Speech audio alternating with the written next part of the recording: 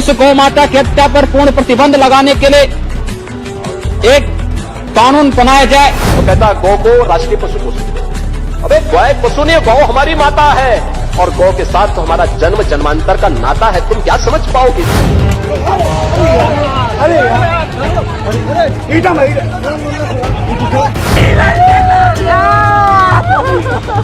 पूरी हड्डियां टूटी हुई, पैर में रोड घुसे हुए, बाल नोच नोच के मारे। यहाँ के सर के आधे बाल नहीं है। वैसे तो हमने भी दिखाया था, लेकिन योगी आदित्यनाथ जी का कल से एक बयान बड़ा चर्चा में है कि ये जो मौलाना मौलवी हैं, उसके बाद अबे उनसे कहकर वो कहते हैं कि ये कहते हैं कि राष्ट्रीय पशु घोषित किया जाए, फिर कहते हैं कि गाय हमारी माता है, इससे हमारा नाता है।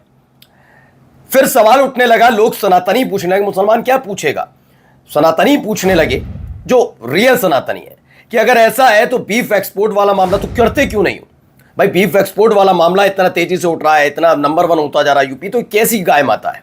दूसरा, पश्चिम बंगाल में शुभेंदु अधिकारी ने कहा कि 14 साल से ऊपर की गाय की कुर्बानी दे सकते हो, कैसी गाय माता है आपकी?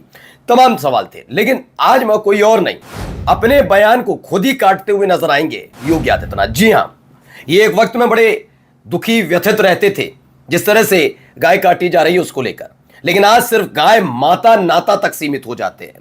दिखाऊंगा कैसे उत्तर प्रदेश में पुलिस वालों का हश्र है, कैसे उन पर हमले हो रहे हैं खुलेआम। और विदेशी मुद्रा भंडार, सोना, इसको लेकर एक बड़ी खबर आई है, चिंताजनक खबर है, जरा गौर से देखिएगा।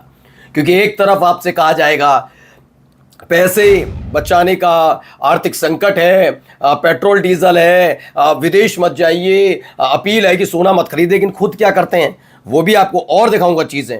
और क्यों नाराज हो जाते हैं मंत्री जी, खास तौर पर बीजेपी शासित राज्य के, जब उनसे कोई कड़ा सवाल कर लिया जाए। जी हां, एक मंत्री जी नाराज होकर चले गए। नमस्कार, मैं हूं प्राज्वल गौतम और आप देख रहे हैं the live TV. The live TV, सच सबसे आगे। सबसे पहले बड़ी खबर निकल कर के आई है, जरा इनको सुनिए, भाई साहब का ज्ञान सुनिए। भाई साहब क्या कह रहे हैं, जरा सुन लीजिए। और जिस गौ माता के कारण इस देश की सामाजिक एकता को मजबूती प्रदान होती हो, उस गौ माता की हत्या पर पूर्ण प्रतिबंध लगाने के लिए एक कानून बनाया जाए, जिससे हम भारतीय संस्कृति के आधार को बचा सकें। बहुत धन्यवाद। तो कहता गौ को राष्ट्रीय पशु घोषित करो। अबे गौ एक पशु नहीं, गौ हमारी माता है और गौ के साथ तो हमारा जन्म जन्मांतर का नाता है। तुम क्या समझ पाओगे? सही बात है, गौ माता के महत्व को तुम क्या समझ पाओगे? तो ये निकलकर सामने आता है कि गाय के बारे में क्या कहते थे योगी आदित्यनाथ, और आज कह रहे हैं कि उस समय कहते थे कि रोक लगनी चाहिए, ये होना चाहिए, वो होना चाहिए, और आज कह रहे हैं कि गाय हमारी माता है, उससे हमारा नाता है। तुम क्या समझ पाओगे? बिल्कुल सही बात है, मुसलमान क्या ही समझ पाएगा, उसके लिए तो पशु है। लेकिन वो पशु को भी काटने से रोकने के लिए, इसे राष्ट्रीय पशु का घोषित करने के लिए तैयार है, लेकिन जो माता मानते हैं वो इसके लिए तैयार नजर नहीं आते। तो फर्क अपने आप में नजर आता है, और ये फर्क बताता है कि कौन वाकई गाय के प्रति चिंतित है, परेशान है। खैर, बताने और जताने की जरूरत नहीं। आगे जरा देखिए योगी आदित्यनाथ की पुलिस के साथ।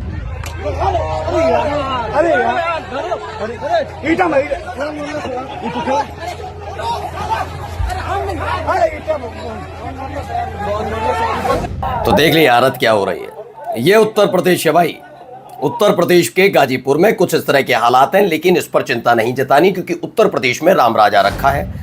अब एक ब्लूमबर्ग की रिपोर्ट है, आरबीआई सोल्ड गोल्ड कितने का, $12 बिलियन का बेच दिया मई 2026 में देश को बचाने के लिए।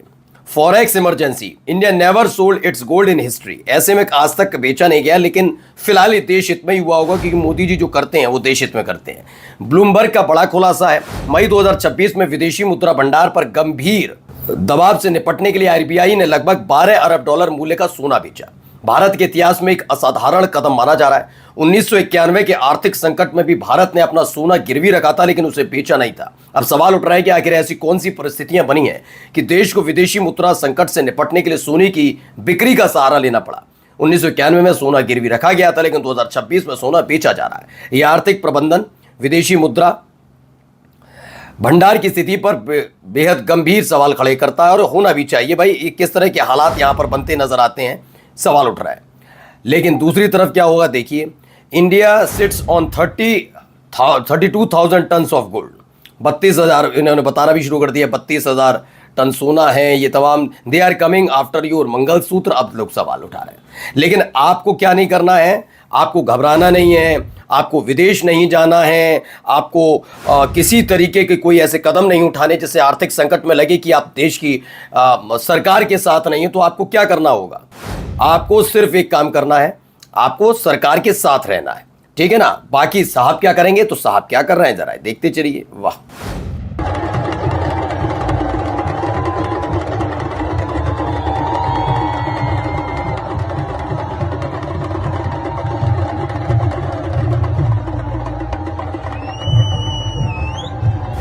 तो ये हालात है। Show me a single video of doctor Manmohan Singh wishing tax payer money like this. उन्होंने पूछा दिखा दीजिए, लेकिन खैर उनका क्यों देखना, वो तो मनमोहन थे ना, वो मनमोहन तो थे ही नहीं सिंह। यही कहते थे, यही वाले भाई साहब जो इस समय हमारे देश के प्रधानमंत्री हैं, वही बताते थे कि मनमोहन सिंह नहीं मनमोहन सिंह है। लेकिन मुझे लगता है वो कम बोलते थे लेकिन बेहतर थे।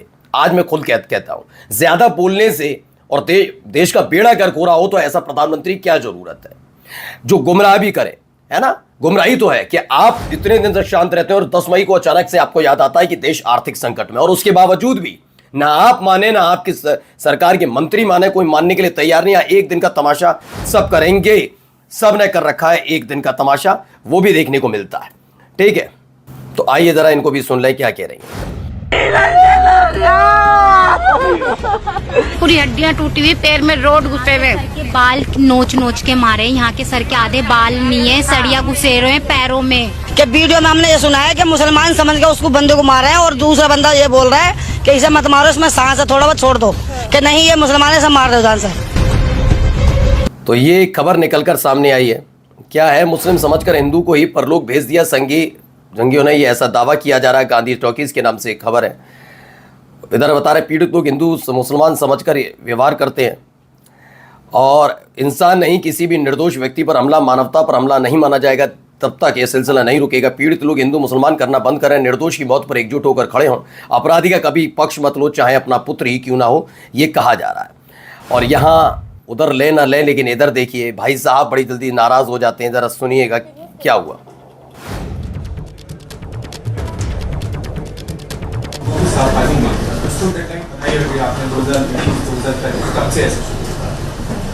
आपने पूरा सुना जो मैंने बोला, थैंक यू।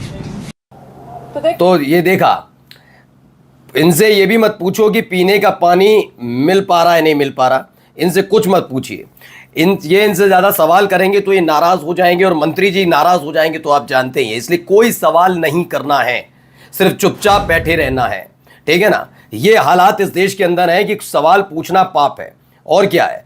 और जाते जाते खबर जरा देखिए क्या एक्शन लिया गया, बड़ा जबरदस्त है। News that are making headlines. Well, the big announcement and the decision that has been taken by the government is that the CBSE chairman as well as the secretary have been transferred. An inquiry committee has been constituted to probe the procurement of OSM, which was the on-screen marking services by CBSE. ठीक है ना। अब ये है कि big action हुआ है, बहुत बड़ा एक्शन लिया मोदी गवर्नमेंट ने। ओहो, सीबीएसई एग्जाम में ओहो कितना बड़ा एक्शन है, बता देता हूं आपको। सीबीएसई के चेयरमैन और सेक्रेटरी को ट्रांसफर कर दिया, इससे बड़ा नहीं हो सकता। जैसे मंत्रियों को इस सलाह दी जाए कि आप पानी पीजिए, इससे बड़ी सलाह नहीं हो सकती। देसी पे पीजिए, इससे बड़ी सलाह नहीं हो सकती। ये बहुत बड़ा एक्शन लिया गया है इस पूरे मसले पर जब फजियत इतनी हो गई। नमस्कार। द लाइव टीवी, सच सबसे आगे।